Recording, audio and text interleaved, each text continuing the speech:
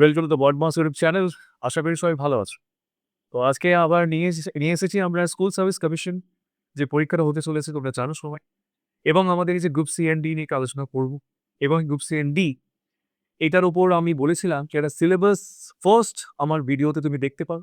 সেই ভিডিওতে আমি সমস্ত এই যে জায়গাটা যেটা আমি টপিকটা কভার করব সেটা তোমাকে বলে দিয়েছিলাম। তো আশা করি তোমরা এর আগের ভিডিওটা দেখেছো পার্ট 1, আজকে পার্ট 2 নিয়ে আলোচনা করছি। এনইপি সেই ২০২০ পার্ট 2 কোয়েশ্চেন। চলো আমি সময় নষ্ট না করে শুরু করি। তবে আশা করি তোমরা এনইপি নিয়ে পড়াশোনা করছো, পড়ছো। তবে এক্সট্রা যদি কিছু মনে হয় কে নলেজ শেয়ার করবে তাহলে অবশ্যই ভিডিওটাকে দেখো, সাবস্ক্রাইব কর যেন তার পরের ভিডিওটা পাঠাতে পারি। নোটিফিকেশন হিসেবে তোমাদের কাছে অটোমেটিক্যালি চলে যায়। তো চলো দেরি না করে আশা করি নেক্সট আমরা কোয়েশ্চেনটা করতে পারবো। Let's see the first question কি দেখছে। Who chair the NEP ২০২০ drafting committee. তো এর আগে যদি প্রিভিউটা আমরা দেখে থাকি তাহলে আমরা একটু আলোচনা করেছিলাম কি ন্যাশনাল এডুকেশন পলিসি এবং আমাদের ন্যাশনাল পলিসি অন এডুকেশন এই দুটো জিনিসটা আলাদা। তার মানে ন্যাশনাল পলিসি অন এডুকেশন তুমি যদি দেখো ভালো করে 1986 এসেছিল। আর এনইপি ২০২০ যদি ভালো করে দেখো এটা ২০২০ সালে, তবে ২৯শে জুলাই এসেছিল। তো এই দুটো পলিসির মধ্যে পার্থক্যটা কি সেটাই নিয়ে প্রশ্ন উত্তরের মাধ্যমে করাচ্ছি। ঠিক আছে? এই প্রশ্ন তুমি দেখবে আগামী প্রাইমারি ডেট ইন্টারভিউ এবং এই স্কুল সার্ভিস কমিশনের গ্রুপ সি এন্ড ডিতেও আসবে। ঠিক আছে? তবে সেই যে আমাদের এনইপি এটাই শেষ নয়। তার পরের টপিকে আমি বলেছিলাম কি ভারতীয় অর্থনীতি অ্যাফেয়ার্স গুলোকে নিয়ে আলোচনা করব। চলো ফার্স্ট কোয়েশ্চেন নিয়ে একটু আলোচনা করে নিই এখানে। তো এনইপি ২০২০ কমিটি ড্রাফট কে করেছে ক্লাস? Let's see. কি ভালো করে দেখো। এখানে এই যে ২০২০ এনইপি যে কমিটি বলছে, তার মানে এনইপি ২০২০ যে কমিটিটি তৈরি করেছেন তার নাম হচ্ছে কস্তুরী রঞ্জন কমিটি। আমি জানি তুমি এটা জানো, তবে এটা না ভুলে যাওয়ার জন্যই এই জিনিসটা রিভাইজ করছি বারবার যেন তুমি না ভুলে যাও। তো কস্তুরী রঞ্জন কমিশন এটা আমাদের এনইপি ২০২০ সাহায্য করেছিল কমিটি চেয়ারিং করতে এবং সভাপতি হিসেবে আমি এনাকেই দেখে নিই, এনাকেই বেছে নিই। ইনি পুরো ডিজাইনসটা তৈরি করেছিল। তবে এখানে উত্তরটা অবশ্যই বুঝতে পারছো কে কস্তুরী রঞ্জন। আশা করি ক্লিয়ার। ওকে, এবার আসি। আর আরেকটা কথা যেটা বলি, আমি একটু আগে বললাম কি দেখো তুমি এনপিই 1986 টাও অবশ্যই দেখবে। এখানে রামা মূর্তি কমিটি ব্যাপারটা থাকছে। তো রামা মূর্তি কমিটি, আচার্য রামামূর্তি বলতে পারো এমপি। আর এনইপি ২০২০ টা Kasturirangan committee. Okay, next question number 2। NEP ২০২০ aims to set up gender inclusion fund, মানে বেসিক্যালি জিআইএফ নিয়ে এইমস করে টার্গেট করেছে এনইপি ২০২০। সেটা কিসের জন্য? তো এখানে বুঝতে পারছো আমাদের ইনক্লুশন ফান্ড মানে সবাইকে নিয়ে, মানে গোষ্ঠীকে নিয়ে সরকার তৈরি করছে যেন কেউ বাদ না যায়। এবার এই ফান্ডের মাধ্যমে কিন্তু সরকার চেষ্টা করছে যেন উন্নয়ন দিকে পথে হেঁটে যাওয়া। তো চলো আমরা এখানে উত্তরটা দেখি শুধুমাত্র মহিলার জন্য নাকি আমাদের ট্রান্সজেন্ডার না সব লিঙ্গ না ওই ওই এখন কিছু গোষ্ঠীদের জন্য আর কি। ইনক্লুশন ফান্ডের জন্য যদি আমি বলি অবশ্যই কিন্তু আমাদের কিছু এই যে ফান্ড তৈরি হচ্ছে, মনে রাখবে উত্তরটা হবে। ঠিক আছে? তো এই জিনিসগুলো একটু মাথায় রাখতে হবে। জিআইএফ ফুল ফর্ম কি, এফএলএন ফুল ফর্ম কি, আমি সবই নিয়ে আসবো। তবে একটা জিনিস নিয়ে আলোচনা করি, তারপর নিয়ে তুমি দেখবে কি একেকটা পার্ট গুলো অবশ্যই ডিসকাশন হচ্ছে। যেমন school exam will now test primarily, ব্যাপারটা কি? তো দেখো পরীক্ষা এখন স্কুলে হচ্ছে ঠিকই, তবে এর আগেও ছিল কিছু স্কুল অবশ্যই করাতে, কিন্তু এখন এটা কম্পালসরি হয়ে যাচ্ছে কি প্রত্যেকটা স্কুলে যে পরীক্ষাটি হবে সেটি আমাদের কি মুখস্থ বিদ্যা বা আমাদের ধারণাগত যে বোঝাপড়া বা শুধুমাত্র লেখার দত্ত বা অনুবাদের যে দক্ষতা, এটা কি হতে পারে? কোয়েশ্চেন আনসারটা চেষ্টা করো, আমি আছি। School exam will now test primarily কি হতে পারে?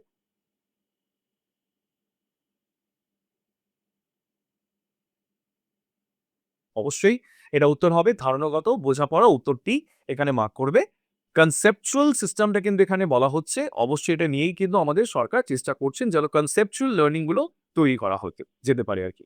Next question number, NEP ২০২০ emphasize which of the following? কিসের উপর কিন্তু আমাদের এই এনইপি ২০২০ মানে বলতে পারো যেটা গুরুত্ব দিয়েছে সেটা হচ্ছে বহু বিষয়কে শিক্ষা বা এক বিষয়কে শিক্ষা বা শুধুমাত্র বিজ্ঞান শিক্ষা নাকি শুধুমাত্র শিল্প শিক্ষা? চেষ্টা করো।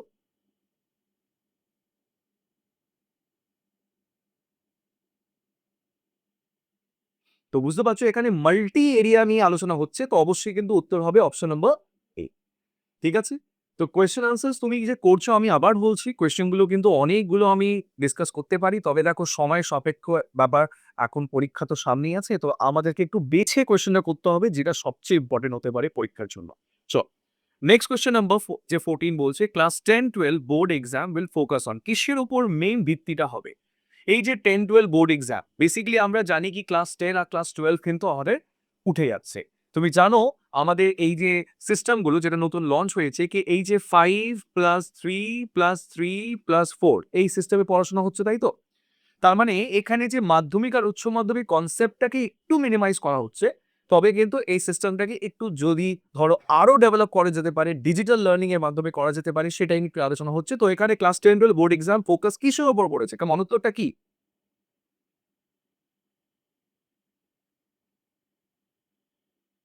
অবশ্যই মূল দক্ষতা এটা কিন্তু উত্তর অপশন বি হবে স্যার। ওকে? মূল দক্ষতা নিয়ে একটু আলোচনা হবে 10-12 বোর্ড এক্সাম বেসিক্যালি এর উপরই প্রচেষ্টা করবে। আচ্ছা NEP 2020 promote assessment through dash কিসের উপর অ্যাসেসমেন্ট আমাদের তৈরি করা হবে? বলো, কিসের উপর অ্যাসেসমেন্ট তৈরি করা হবে?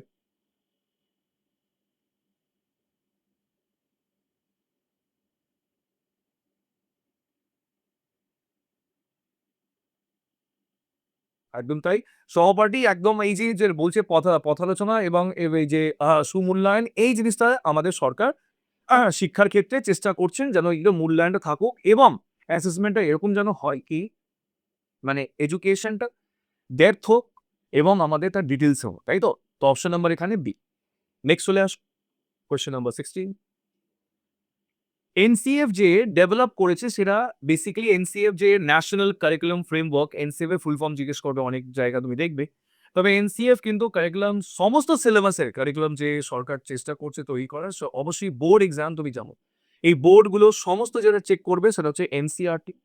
তবে এনসিআরটি কনসেপ্টটা যদি বলে এটা হচ্ছে মনে রাখবে বেসিক্যালি কার জন্য? এটা হলো আমাদের বলতে এনইপি 2020 জন্য। তবে এটা যদি বলে কি স্যার সিবিএসই বোর্ড যেটা আগে তৈরি করতো কারিকুলামটা সেটা হচ্ছে আমাদের এনপিই 1986 এর জন্য। তো আশা করি বুঝতে পেরেছো এই উত্তরটা কারিকুলাম ফ্রেমওয়ার্ক হিসেবে আনসার অপশন হবে কি হবে? এখানে এনসিআরটি হবে। তো এনসিআরটি কোথায় দেখতে পাচ্ছ? অপশন বি মার্ক করে দাও। ঠিক আছে? চল next. High education structure under network যেটা হচ্ছে আমাদের হাই এডুকেশন যে সরকার বলছেন কি করবে ঠিকই। তবে আমরা সবাই জানি কি এবার থেকে মাস্টার্স 1 বছর হয়ে যাচ্ছে, বিএডও কিন্তু 1 বছর হয়ে যাচ্ছে। যদিও আমরা জানি কি এই যে একটু আগে বলেছিলাম কি 5+3 5+3+3+4 যদি এটা শেষ করে থাকি এই 4 এর মধ্যে তুমি জানো তুমি কিন্তু গ্র্যাজুয়েটও হচ্ছ প্লাস রিসার্চের কাজও কিন্তু শুরু হয়ে যাচ্ছে তাই তো? এই কারণে সরকার বলেছে কি মাস্টার্স যেটা হয়ে থাকে সেটা কিন্তু অবশ্যই 1 বছরে হবে এবং আমাদের বলতে বিএড যদি করে থাকো তাহলে সেটাও কিন্তু 1 বছরই হবে। তো তাই বলেই বুঝতে পারছো কি আমাদের হায়ার এডুকেশন স্ট্রাকচারটা কিসের ওপর তৈরি হচ্ছে? তো এখানে 4 বছরের বহু বিষয়কে স্নাতক হিসেবে অপশন নম্বর সি মার্ক করে নাও। 17 অপশন নম্বর সি। তা আশা করি বুঝতে পেরেছো এটা ক্লিয়ার। নেক্সট চলে আসো আমাদের কোয়েশ্চেনটি কি বলছে? NEP allow student to exit UG course with certificate after অবশ্যই কিন্তু আমরা জানি কি 4 বছর আন্ডার গ্রাজুয়েট কিন্তু করেই বেরোবে সবাই। তো এই 4 বছরটা শেষ যখন হবে তখন কিন্তু সে মাস্টার্স 1 বছর আর বিএড 1 বছর করতে পারবে। তো আশা করি উত্তর 18 অপশন নাম্বার ডি ফর দিল্লিটা ক্লিয়ার তোমাদের। নেক্সট আমরা দেখি NEP proposes universal foundation literacy and numeracy FLN এই শব্দটা কিন্তু মনে রাখবে। এই এফএলএন ফুল ফর্মটা কি? That is foundation literacy and numeracy তাই তো? তো এই যে আমাদের এনইপি প্রপোজ করেছে ইউনিভার্সাল সমস্ত যে লিটারেসি এফএলএন বেসড মানে মানে সিস্টেমে যাবে সেটা কোন বছরের মধ্যে আমাদের নাকি ইউনিভার্সাল সব দেশের মধ্যে নাকি অ্যাভেলেবল হবে?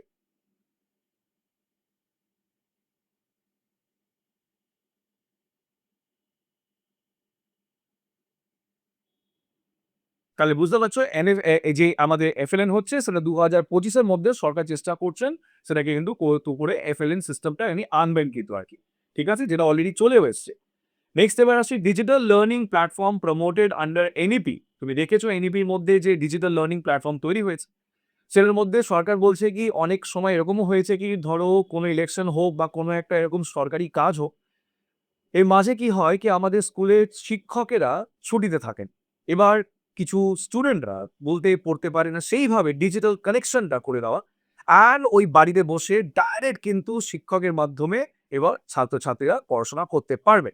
তো সেই কারণে এবার এই লার্নিং প্ল্যাটফর্ম সরকার লঞ্চ করেছে। তাই লঞ্চ প্রোগ্রাম হচ্ছে দীক্ষা স্বয়ং ই পাঠশালা। তো বুঝতে পারছো ওপরের সবগুলোই আছে। Option number D for Delhi. মনে রাখবে এই জিনিসটা কিন্তু জিজ্ঞেস করতে পারি কি আচ্ছা ডিজিটাল লার্নিং এর মধ্যে আমাকে বলো কয়েকটা অ্যাপের নাম যে অ্যাপটি সরকার লঞ্চ করেছে, কেন্দ্র সরকার। তাহলে উত্তরটা অপশন ডি হবে। Okay, next. NEP recommends teacher training programme. যিনি বলছে টিচার ট্রেনিং প্রোগ্রাম আমি তোমাকে বলেইছিলাম কি যদি তুমি ধরো 5+3+3+4 সিস্টেমের পর তুমি যদি কোনো পড়াশোনা করতে চাও, তাহলে অবশ্যই কিন্তু সে বলতে তার ১ বছরে বিএড কিন্তু হলেই টিচার ট্রেনিং প্রোগ্রাম কমপ্লিট হয়ে যাচ্ছে। তাহলে সেক্ষেত্রে উত্তর অপশন নাম্বার এখানে এ হবে। ওকে, তা আশা করি বুঝতে পেরেছো এটা আমাদের ২১ এর option A. Next, NEP aims to improve what? NEP কি ইমপ্রুভ করতে চাইছে? কি সিস্টেমটা ইমপ্রুভ করতে চাইছে? তাহলে শেখার কি ফলাফল না শুধুমাত্র পাঠ্যক্রম, শুধুমাত্র ডিজিটাল গ্যাজেট, না শুধুমাত্র আমাদের যে পাঠ্যক্রম যেটা রয়েছে আর কি? তো কি হবে উত্তরটা? পরিকাঠামো না ফলাফল কি সেটা?